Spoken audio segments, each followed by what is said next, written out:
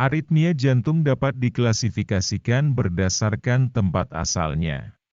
Irama sinus berasal dari nodus sinoatrial atau SA node. Irama atrium berasal dari atrium.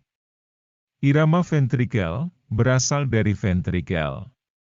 Irama sinus adalah irama normal jantung yang diatur oleh alat pacu jantung alami di SA node.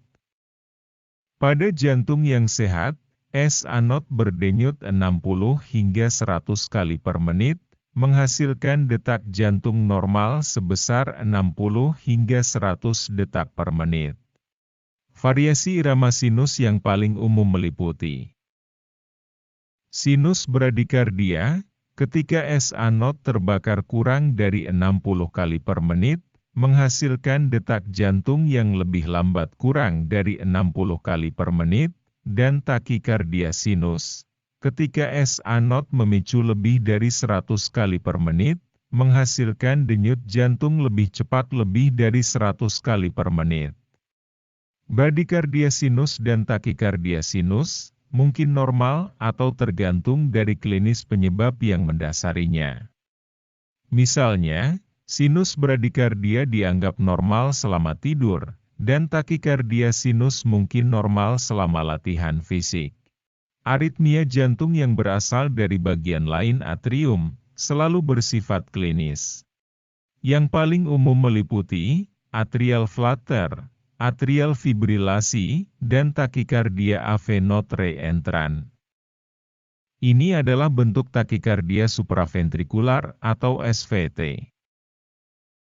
Atrial flutter disebabkan oleh impuls listrik yang bergerak di sekitar loop yang mengabadikan diri sendiri, paling sering terletak di atrium kanan. Ini disebut jalur masuk kembali atau reentrant. Untuk setiap siklus di sekitar loop, ada satu kontraksi atrium. Tingkat atrium teratur dan cepat antara 250 dan 400 kali per menit. Namun, laju ventrikel atau detak jantung lebih lambat berkat sifat tahan api dari AV node. AV node menghalangi sebagian impuls atrium untuk mencapai ventrikel.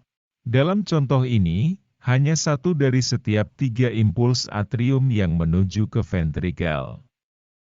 Laju ventrikel karenanya 3 kali lebih lambat daripada laju atrium. Ini adalah contoh dari 3:1 blok jantung. Laju ventrikel dalam flutter biasanya teratur, tetapi bisa juga tidak teratur. Pada EKG, atrial flutter ditandai dengan tidak adanya gelombang P normal. Sebaliknya, gelombang bergetar, atau gelombang F hadir dalam pola gigi gergaji. Atrial fibrilasi disebabkan oleh beberapa impuls listrik yang diinisiasi secara acak dari banyak tempat ektopik di dalam dan sekitar atrium, umumnya di dekat akar vena pulmonalis. Sinyal-sinyal listrik yang tidak sinkron dan kacau ini menyebabkan atrium bergetar atau berfibrilasi daripada berkontraksi. Tingkat atrium selama fibrilasi atrium bisa sangat tinggi, tetapi sebagian besar impuls listrik tidak melewati AV node ke ventrikel. Sekali lagi, berkat sifat refraktori sel-sel AV node, mereka yang datang tidak teratur. Laju ventrikel atau detak jantung karenanya tidak teratur dan dapat berkisar 60 hingga cepat lebih dari 100 kali per menit. Pada EKG, atrial fibrilasi ditandai dengan tidak adanya gelombang P, dan kompleks QRS sempit yang tidak teratur. Garis dasar mungkin tampak bergelombang atau benar-benar datar tergantung pada jumlah ektopik di atrium. Secara umum, jumlah situs ektopik yang lebih besar menghasilkan baseline yang lebih datar. AV node reentrant takikardia, atau AVNRT disebabkan oleh jalur reentrant kecil yang melibatkan langsung AV node. Setiap kali impuls melewati AV node, impuls diteruskan ke ventrikel. Oleh karena itu, laju atrium dan laju ventrikel identik. Detak jantung teratur dan cepat, berkisar antara 150 hingga 250 kali per menit. Irama ventrikel adalah yang paling berbahaya. Faktanya, mereka disebut irama yang mematikan. Takikardia ventrikel, atau vetak paling sering disebabkan oleh satu lokasi atau sirkuit penembakan yang kuat di salah satu ventrikel. Biasanya terjadi pada orang dengan masalah jantung struktural, seperti jaringan parut dari serangan jantung sebelumnya atau kelainan pada otot jantung. Impuls yang dimulai di ventrikel menghasilkan denyut prematur ventrikel yang teratur dan cepat, berkisar antara 100 hingga 250 kali per menit. Pada EKG, ventrikel takikardi ditandai dengan kompleks QRS yang tampak lebar dan aneh. Gelombang P tidak ada.